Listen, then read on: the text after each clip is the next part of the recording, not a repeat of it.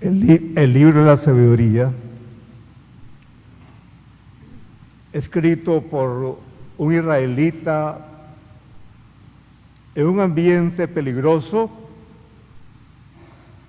es modelo de quien hace una homilía. Trae el mensaje a la actualidad, encarna la palabra eterna de Dios en la historia de los hombres. Aquí encontramos a Dios que llamó a Moisés para conducir al pueblo a la libertad. Es el mismo Dios de nuestro tiempo. Es el Dios que no cambia. El libro de la sabiduría nos dice que es un Dios único, no hay otro. No hay más que un Dios, y todo aquel que hace dioses a otras cosas ofende, porque se hace idólatra. Por ejemplo, idólatra del poder, idólatra de la riqueza, idólatra a personas que quieren arrebatar el lugar que le corresponde a Dios, idólatras de ideología que degradan al hombre. ¿Cuántas otras idolatrías que arrebatan el corazón que le pertenece al Dios único? No adorarás otro Dios, no servirás a otro Dios, porque tu Dios es único. Tiene, nos ha dicho el libro de la sabiduría, una soberanía universal, un poder total. Pero también nos dice este libro, es un Dios providencia, un Dios que cuida de todos, un Dios que nos gobierna. Y qué hermoso es sentirse gobernado por Dios. Bajo la soberanía de Dios y no de otro ser humano que te roba la libertad, que viola tus derechos, que invade tu conciencia para hacerte una marioneta. Entonces, cuando el poder de los hombres se hace abuso contra la ley de Dios, contra el derecho, contra la libertad, la dignidad de los seres humanos, es la hora de gritar como San Pedro, que hay que obedecer a Dios antes que a los hombres. Cuando un gobernante se vuelve dictador, ese poder ya no le viene de Dios, porque usa ese poder a su capricho, a su antojo, para ultrajar a un pueblo, para dispersarlo, para destruirlo, para sus intereses egoístas, familiares, y repartirle migajas a sus allegados para mantenerlos contentos y hasta de rodillas. Luego también nos dice este libro de la sabiduría que es un Dios justo, que no juzga injustamente. Su poder es principio de la justicia. La justicia es la manifestación del poder. Un poder no es verdadero si no es justo. Dios, que puede hacer lo que quiere, no abusa porque es justo. Es la justicia por excelencia. Su justicia es moderada, es serena, es una justicia santa y es un Dios misericordioso. Qué distinta la justicia de los hombres. Cuando los hombres llegan a tener poder, ¿cómo atropellan muchas veces? Porque pueden hacer cuanto quieren. Se vuelven dictadores, inhumanos. No les importa mantenerse en el poder con elecciones amañadas, a base de crímenes, destruyendo a sus adversarios, oprimiendo, expropiando. Cuánta tortura, cuánta maldad inimaginable, y además cuánto nos avergüenzan ante el mundo seres de esta naturaleza. Los poderosos, los que tienen armas, los que amenazan a los trabajadores del Estado para llenar sus plazas, pueden hacer lo que quieren con el dinero del pueblo, pero solo Dios puede hacer lo que quiere, y ese Dios nos gobierna con bondad, precisamente porque los que se creen poderosos en este mundo son débiles y utilizan la crueldad para sentirse con poder. Tienen complejos de inferioridad, tienen envidia, tienen que robar y expropiar para convertirse en millonarios sin trabajar. Dios no tiene complejos de inferioridad. Dios no roba. Dios es soberano. Dios lo pide todo, lo puede todo, y también sanciona. Dios sanciona, porque la misericordia no es debilidad, es justicia. Dios al final separará, como en la parábola que nos trae hoy el Evangelio, del trigo y la cizaña. Dios ha sembrado bondad, y la vocación del hombre es la bondad. Todos hemos nacido para la bondad. Nadie ha nacido para secuestrar. Nadie nació con vocación para ser un criminal, para hacer un asalto a banco.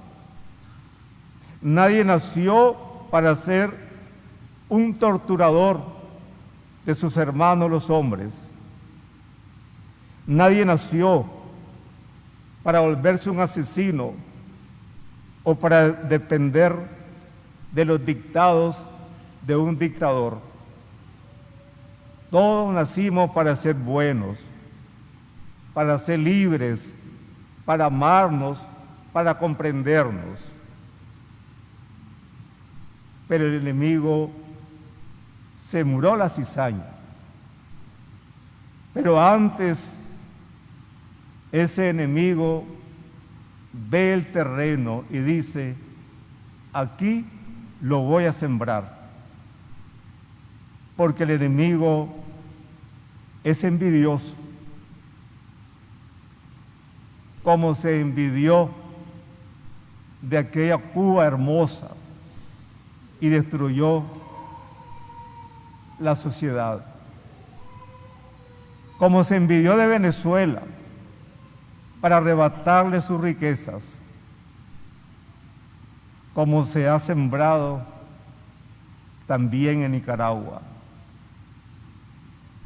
¿Cuántas veces hemos visto sembrar la buena semilla en nuestra tierra? El amor a la familia, el respeto, la fe, la solidaridad sin fines políticos, la verdad, la justicia, como nos decía hoy la primera lectura de la sabiduría. Pero mientras se dormía y se confiaba, el enemigo sembró la cizaña del odio, la división, la mentira, el miedo, la persecución, la lucha de clases, la desconfianza. Hoy vemos cómo están juntas en el mismo terreno el trigo bueno y la mala hierba, la cizaña. La mala hierba que pretende ahogar a veces el trigo, como intenta asfixiar la esperanza y la libertad. Los servidores angustiados de la parábola preguntaban al dueño: ¿quieres que vayamos a arrancar la cizaña? Y el dueño responde: no sea que al arrancar la cizaña arranquen también el trigo bueno.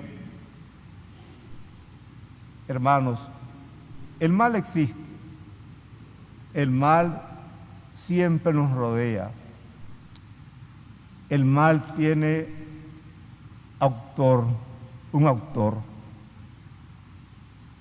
tiene nombre, tienen apellidos. Puede ser un solo hombre, o puede ser una mujer, o pueden ser los dos al mismo tiempo. Son enemigos que siembran división y muerte. Cizaña sembrada para enfrentar hermano contra hermano, para callar voces de verdad, para perseguir a quien reza y denuncia la injusticia, para dividir a la iglesia, infiltrando sus agentes.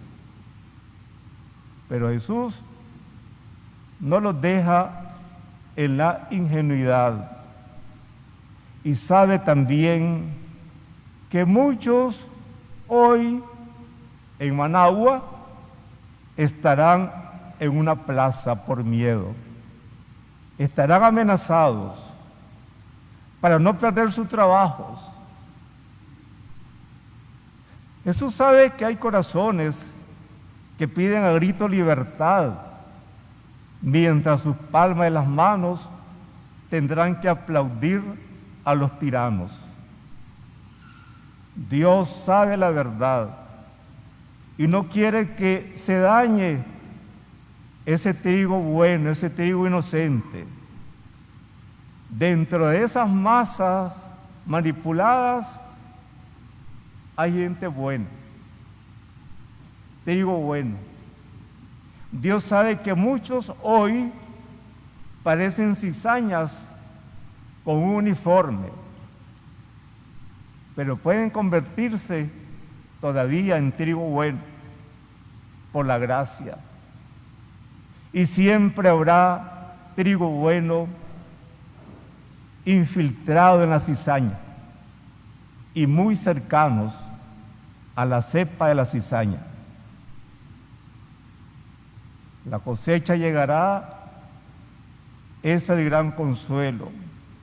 Y la cizaña será arrancada en su totalidad y de raíz.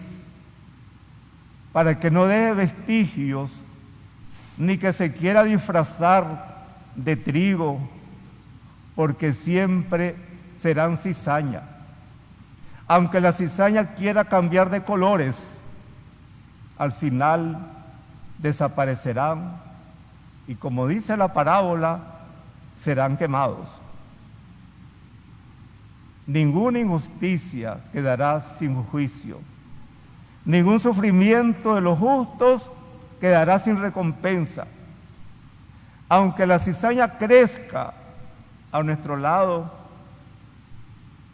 sigamos dando frutos en la defensa de la verdad, de la justicia, en la defensa de los derechos humanos, en la búsqueda incansable para lograr la libertad y la unidad, que cada vez se hace más urgentes. Pero también demos frutos, sobre todo, de la oración y la confianza en Dios.